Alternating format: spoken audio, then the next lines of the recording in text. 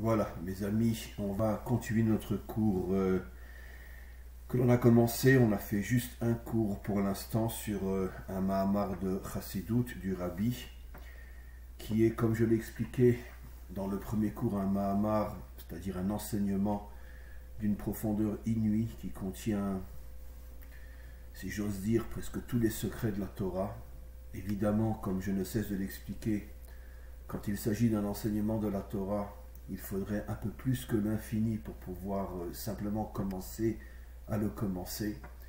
Et donc on se contente à notre niveau de prendre quelques étincelles, quelques ombres d'étincelles de lumière qui sont contenues dans cet enseignement d'une puissance absolument incroyable. On a déjà consacré un cours à ce sujet.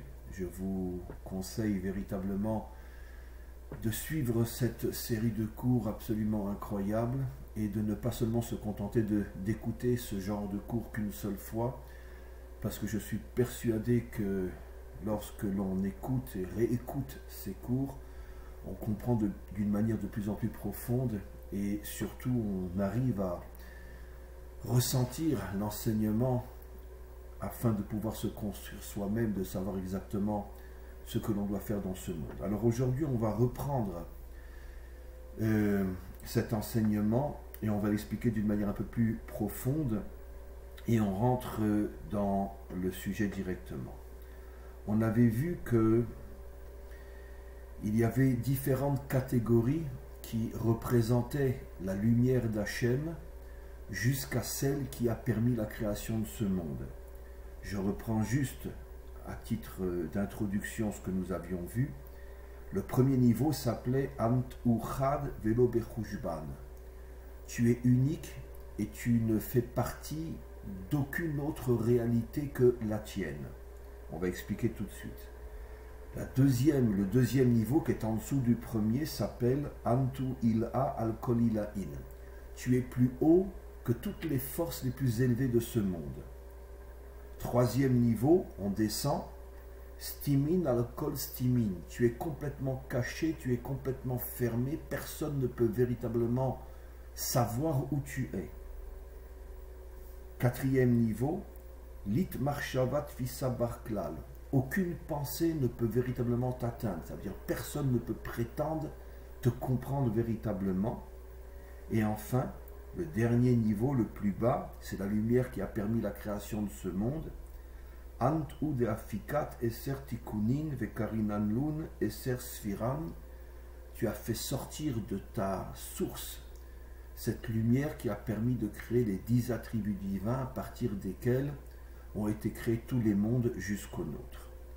Alors, on avait déjà expliqué dans le premier cours, plus ou moins, d'une manière très globale, ces 5 niveaux, à quoi correspond le premier, à quoi correspondent les 4 autres. On avait même comparé les 4 derniers niveaux aux 4 lettres du nom divin, et on va reprendre plus profondément. Alors le Rabbi reprend et dit, le premier niveau, Ant Uchad, le premier niveau qui dit tu es unique et comparable à rien, ou Atzmut Or En Sof, c'est l'essence de la lumière infinie. On avait déjà commencé à toucher à cette notion, mais je reviens plus profondément. Qu'est-ce que signifie l'essence de la lumière infinie? Comme dans notre réalité, dans ce monde matériel, chaque lumière a une source qui permet le dévoilement de cette lumière. Tu allumes une allumette, l'allumette est la source de la lumière elle-même. Le soleil, la boule, est la source des rayons qui arrivent jusque dans notre monde. Et ainsi de suite. Chaque émanation a forcément une source. Cette source, en hébreu et surtout dans le langage de la Chassidut, s'appelle Atzmut, qui veut dire l'essence. Et donc, le premier des 5 niveaux fait allusion à l'essence de la lumière infinie. En vérité, les 4 autres niveaux sont 4 dimensions différentes de cette lumière infinie, la lumière En Sof, dont on va parler, qui émane de l'essence. On continue. Oube Keter, au niveau des sphirotes, là ici le Rabbi fait un bond, si j'ose dire, du plus haut niveau jusqu'au dernier niveau. Comme on le sait, On le dit d'ailleurs au moment de la délivrance, en ce jour Dieu sera un, et son nom sera un. Son nom, d'après les secrets de la Torah, fait allusion à tout ce qu'il a créé jusqu'à notre monde. Il sera un et son nom sera un, ce qui veut dire qu'on se rendra compte, entre autres, parmi des milliards d'autres explications possibles, on se rendra compte qu'il y a une unité parfaite entre l'essence de Dieu et tout ce qui émane de cette essence. Ça veut dire que d'une certaine manière, même l'essence de Dieu se retrouve dans les niveaux les plus bas, les plus matériels, les derniers niveaux de tout ce qui émane de cette essence, notre monde.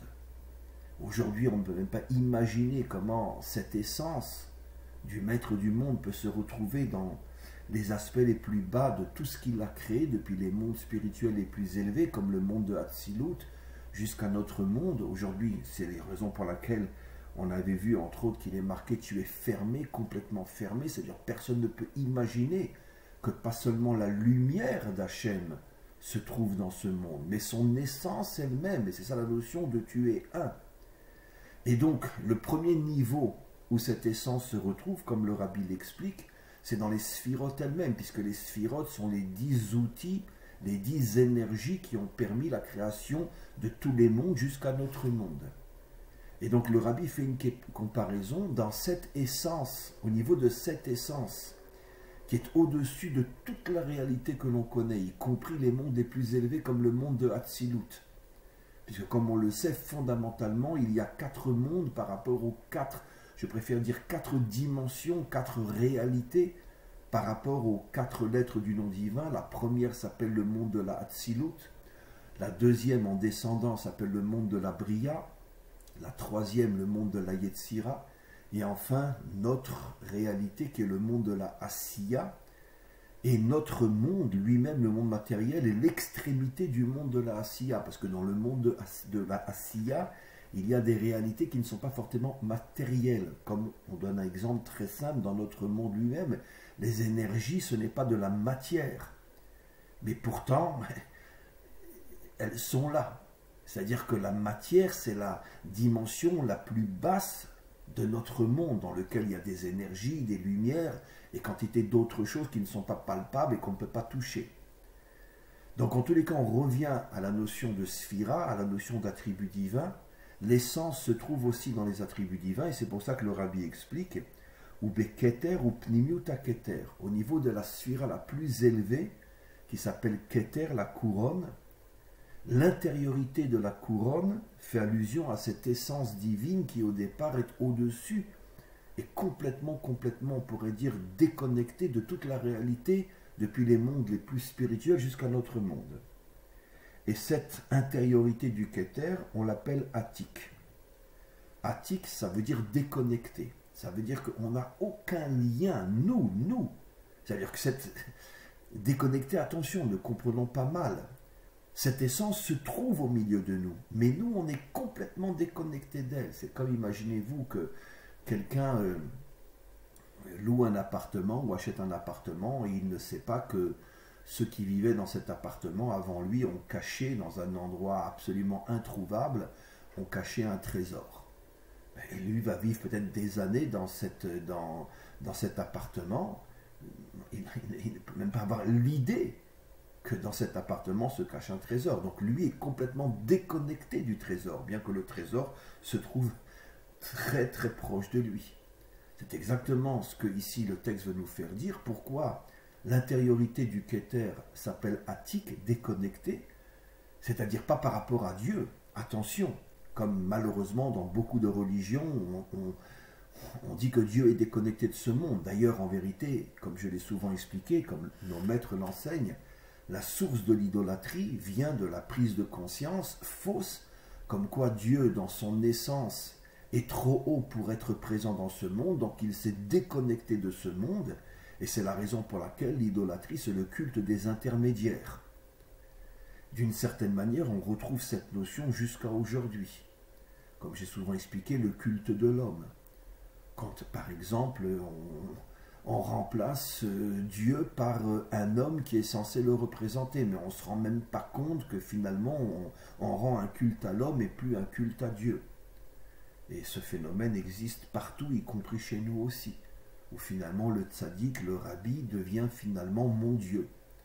Et dans le monde chrétien, on a le Fils de Dieu.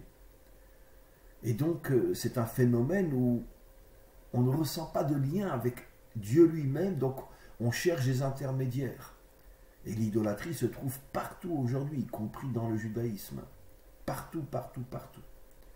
Parce que l'homme a besoin de voir, ressentir quelque chose. Donc encore une fois, quand on appelle l'essence de Dieu ou l'essence de l'attribut le plus élevé qui est le Keter, quand on l'appelle Atik, c'est Atik par rapport à nous, mais lui est présent. Mais nous n'avons pas les moyens de ressentir cette présence. On va expliquer bien sûr. Ve'al bechinazu, et c'est pour ça qu'il est dit sur ce niveau-là, comme on l'a vu dans le précédent cours et au début de ce cours, Velo bechushban, il ne rentre dans aucune catégorie. Parce que tout ce que l'homme peut voir, comprendre, deviner, ressentir, essayer d'atteindre par le biais de son cerveau, de son intelligence, même une intelligence, on pourrait dire, spirituelle, malgré tout, il ne pourra pas, pour l'instant, en tous les cas, atteindre l'essence. Donc elle est au-dessus de toutes les catégories qui appartiennent à la dimension humaine.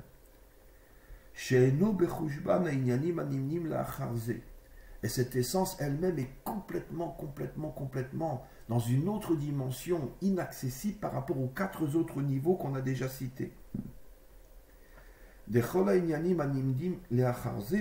Parce que les 4 niveaux qu'on a cités après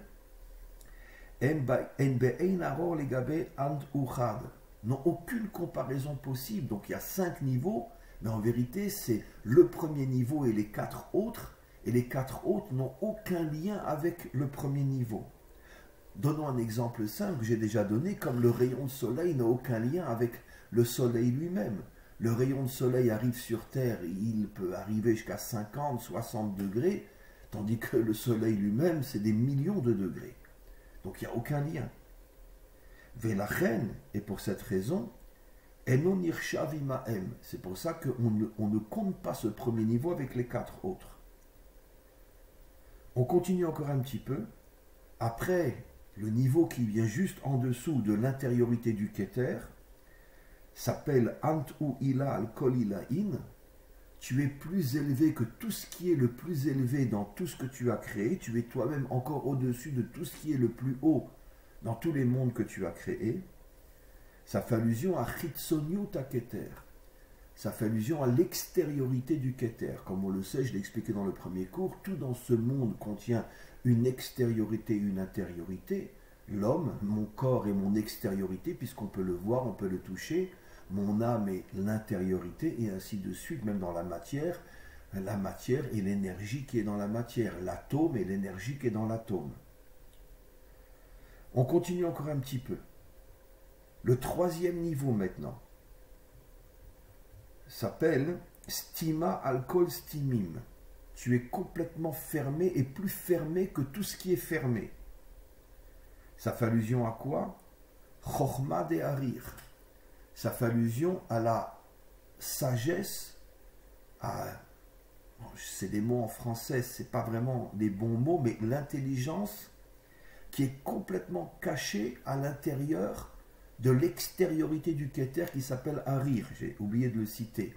L'intériorité du Keter s'appelle Atik, qui est l'essence, et l'extériorité du Keter qui est ce que on explique comme étant plus élevé que tout ce qui est élevé. Cette extériorité s'appelle Harir, et dans cette extériorité se cache une sagesse qui est complètement fermée.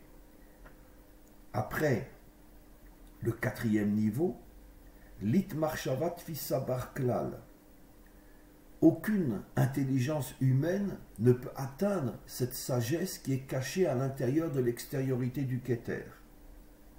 Et enfin, le dernier niveau, qui sont les énergies créatrices, Ant Ude Afikat et Sertikunim, c'est de toi que sont sorties les 10 forces qui font allusion aux 10 forces qui ont permis la création des mondes. Voilà. On va s'arrêter là pour le texte et on va commencer à expliquer. Alors, à quoi fait allusion le Keter? Encore une fois, j'explique bien, d'accord, avec toute, on pourrait dire, la nécessité de le faire et l'obligation de le faire. Quand un maître enseigne la Torah, il a l'obligation de dire constamment qu'il n'explique que l'ombre de l'ombre de l'ombre de l'ombre de l'ombre de l'ombre de l'ombre de l'ombre de l'ombre des milliards de fois l'ombre de l'ombre de l'ombre. Aucun homme sur terre, aucun homme sur terre n'est capable de comprendre toute la Torah. Même le Mashiach ne comprendra pas toute la Torah. Et même Moshe Rabbeinu, comme le dit le Zohar explicitement, n'a pas pu intégrer et comprendre toute la Torah. C'est absolument impossible parce que la Torah, c'est la sagesse de Dieu. Et lui-même étant infini, comment voulez-vous que le cerveau humain qui est fini puisse atteindre l'infini? C'est absolument impossible. C'est pour ça que, après la résurrection, après la délivrance, l'homme vivra d'une manière éternelle pour approfondir sans arrêt, sans arrêt, sans arrêt, sans arrêt, sans arrêt, toute cette infinie sagesse dont on n'atteindra jamais finalement la fin. Alors revenons maintenant à notre niveau, bien sûr, essayons de comprendre. C'est quoi le Keter? La traduction en français, c'est la couronne. La couronne fait allusion donc d'une certaine manière à, on pourrait dire, la force ou l'emblème, je préfère dire, ou le symbole qui définit la royauté, c'est-à-dire la royauté, la direction.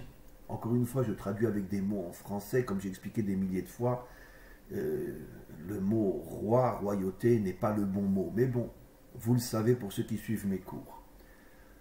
Donc, la couronne fait allusion tout simplement à la manière dont Dieu dirige le monde. C'est lui qui dirige le monde. Et la manière dont il dirige le monde s'appelle d'abord Keter. C'est lui et uniquement lui qui porte véritablement la couronne. Parce que c'est lui et uniquement lui qui dirige véritablement le monde. Le problème, c'est que la manière dont il dirige le monde a deux dimensions. La première s'appelle Atik, l'essence de cette direction, l'essence de cette couronne, qui est complètement, totalement, absolument en dehors de toutes les catégories, de toutes les réalités que nous connaissons, même au niveau des hommes les plus grands, même au niveau des prophètes, même au niveau de Moshe, même au niveau du Mashiach. L'essence de cette direction est complètement déconnectée de nous. Elle est présente dans notre monde, mais elle est complètement déconnectée de nous. Ça veut dire quoi? Ça veut dire, encore une fois, que personne, et après je vais donner des exemples, personne, ni même le Mashiach, ne peut être capable d'expliquer réellement, on pourrait dire, le sens profond, l'essence profonde, le pourquoi de la manière dont Hachem dirige le monde. Pour l'instant, c'est quelque chose qui est complètement en dehors de notre compréhension. Allons plus loin. Pourquoi il a créé le monde? Alors évidemment, on a des réponses qui malheureusement sont souvent enseignées sans cette humilité de la part de celui qui enseigne ces choses-là, de dire, écoutez, ne croyez surtout pas que j'ai donné l'explication, c'est l'ombre de l'ombre de l'ombre, c'est une explication perdue au milieu de l'infini que nous n'attendrons jamais. Une des explications est que Dieu a créé le monde parce qu'il voulait justement créer l'homme et lui donner le libre arbitre et lui donner la possibilité de choisir entre le bien et le mal, et en choisissant le bien et en surmontant le mal, être capable de grandir et d'être choisi par Dieu. Cette explication n'est pas fausse, mais elle est nulle, complètement nulle par rapport à l'essence véritable, le pourquoi véritable de la création du monde. Ça, on ne peut pas le savoir. Il y a des aspects cachés, inaccessibles. Et l'explication qu'on vient de donner, c'est... Je ne sais même pas, j'ai même pas en français les mots pour expliquer à quel point il n'y a aucune relation entre la raison profonde pour laquelle Dieu a créé le monde et cette explication-là. C'est-à-dire que toutes les explications que l'homme peut donner, même au niveau des maîtres les plus grands, sont complètement déconnectées de la véritable et profonde raison. C'est pour ça que la véritable et profonde raison s'appelle attique, déconnectée de l'homme. Sans doute un jour on arrivera à atteindre cette dimension du véritable pourquoi, mais certainement pas dans notre monde, et certainement pas au début de la délivrance. C'est des étapes qu'on atteindra, on ne peut même pas en parler, tellement c'est loin de nous aujourd'hui, bien que c'est à l'intérieur de nous, comme je l'ai expliqué, car l'essence se trouve au milieu de nous, à l'intérieur de chacun d'entre nous. Mais malgré tout, nous sommes déconnectés, comme l'histoire du trésor dans l'appartement, comme j'ai expliqué. Je continue et après je vais donner un exemple.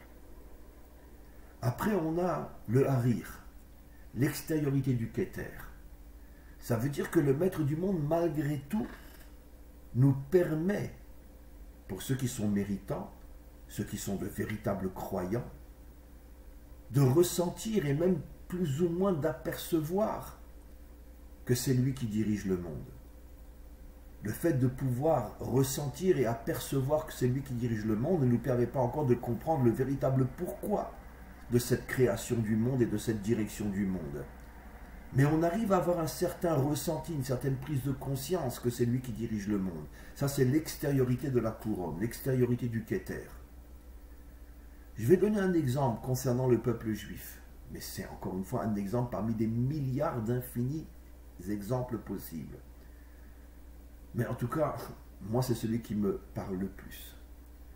Je vais donner un exemple, encore une fois, même si cet exemple est évident, mais c'est seulement une minorité d'hommes véritablement méritants qui peuvent arriver à prendre conscience de ce que je vais dire.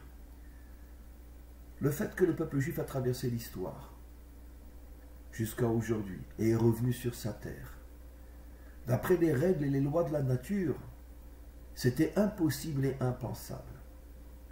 La preuve, des empires, comme je l'ai souvent expliqué, des milliards de fois plus puissants que ce que l'était Israël, ont disparu.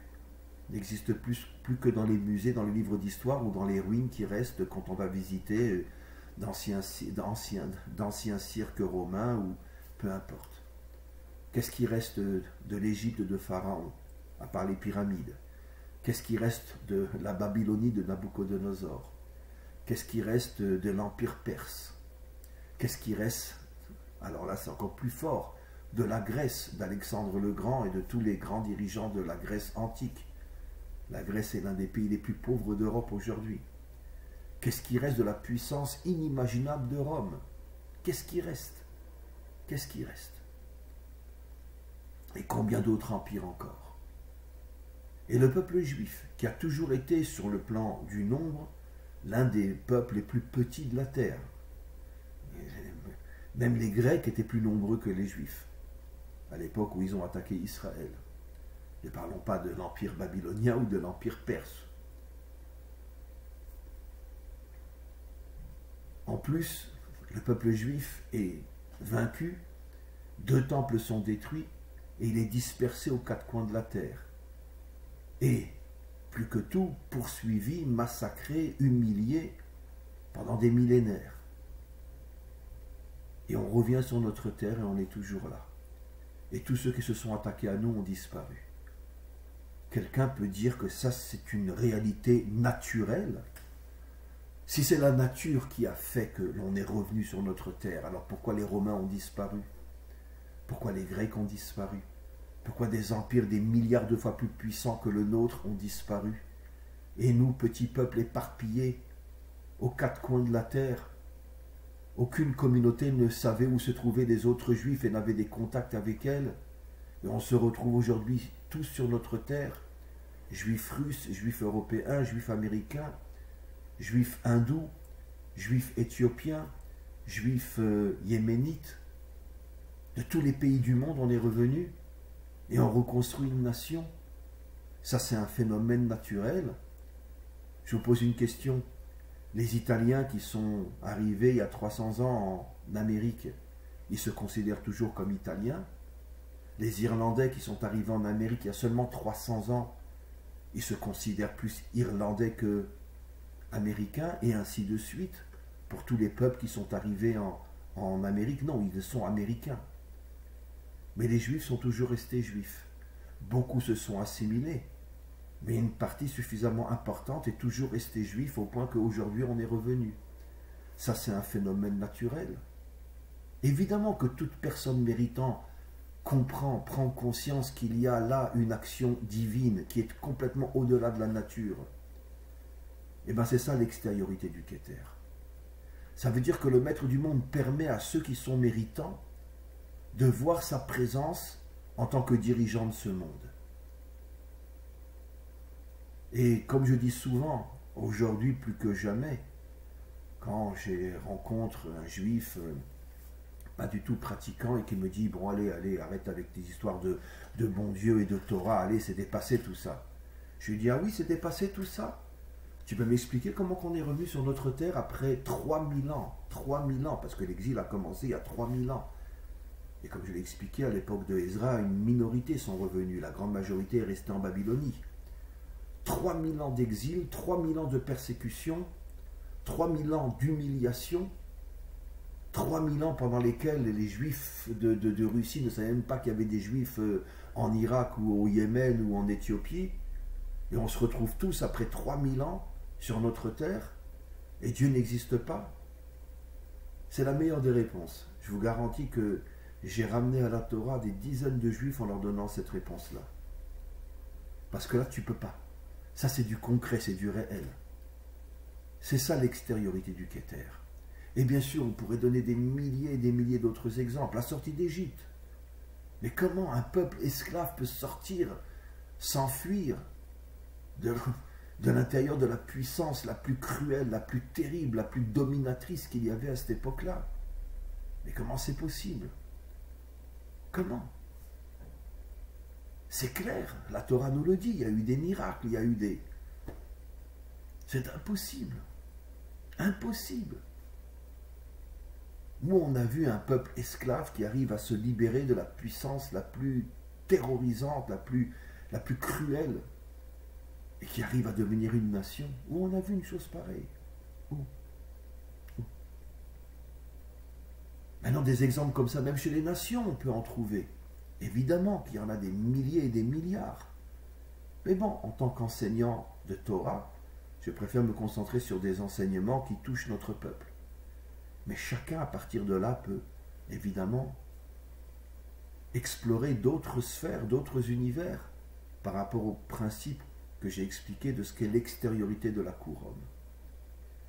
Mais alors, pourquoi l'intériorité de la couronne, on ne la comprend pas? Je vais donner un exemple assez triste, mais tellement parlant. C'est vrai, on est revenu sur notre terre. C'est vrai que le retour sur notre terre est la preuve la plus convaincante de l'existence de Dieu et que c'est lui qui dirige le monde et c'est lui le seul à porter la couronne et il fait ce qu'il veut. Mais d'un autre côté, on a des aspects de cette direction du monde complètement incompréhensibles. Est-ce que quelqu'un comprend pourquoi Auschwitz et Treblinka, 3 ans avant de revenir sur notre terre, ou plutôt de célébrer la renaissance d'Israël en 48 sur sa terre? Quelqu'un peut m'expliquer les pogroms, l'Inquisition?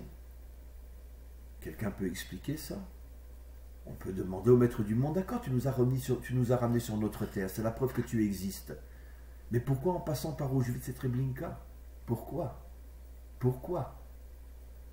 Même le rabbi de Lubavitch disait que si Hachem avait demandé au Satan en personne d'être l'auteur de la Shoah, il aurait refusé, il aurait dit c'est pas pour moi.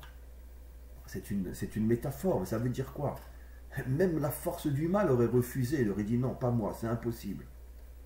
Pour bien faire comprendre que c'est complètement en dehors de notre...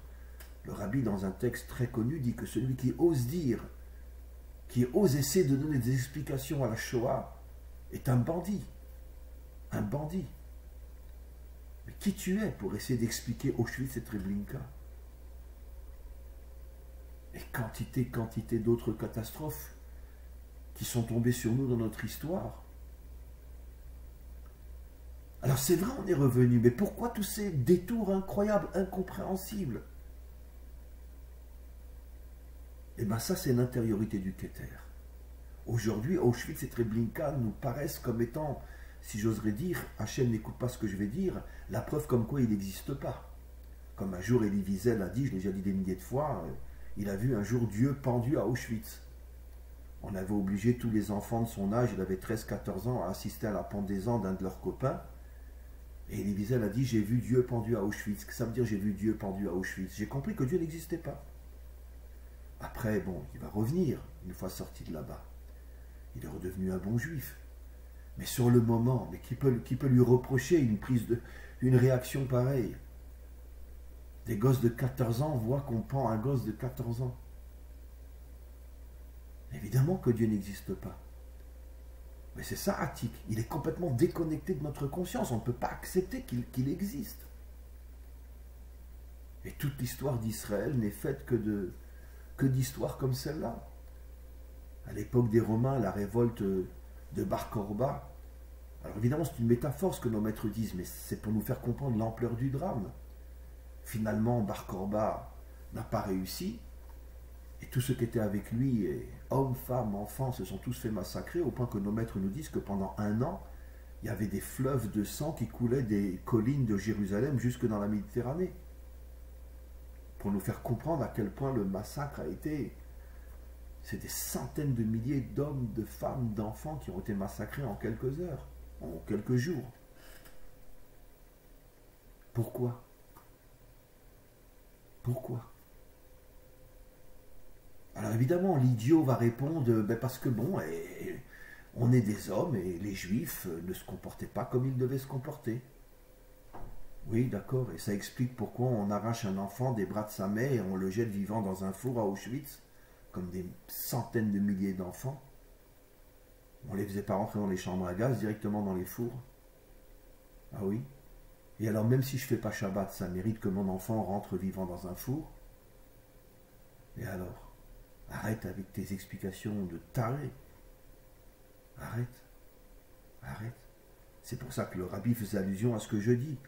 Quand il disait celui qui ose essayer de donner une réponse pourquoi Auschwitz ne peut être qu'un bandit. Évidemment que les juifs ne se comportaient pas tous bien, comme partout dans le monde. Mais quel rapport entre ne pas se comporter bien et une punition telle qu'on arrache un bébé des bras de sa mère, on le jette dans un four vivant? Quel rapport? Quel rapport? Et tout ce qui se passe dans le monde, tous les massacres en Afrique, les génocides, le Rwanda, et partout dans le monde. Et les 2 guerres mondiales, 70 millions de morts en 2 guerres mondiales, entre la première et la deuxième, 70 millions de morts. Quelqu'un peut m'expliquer? Juste un instant.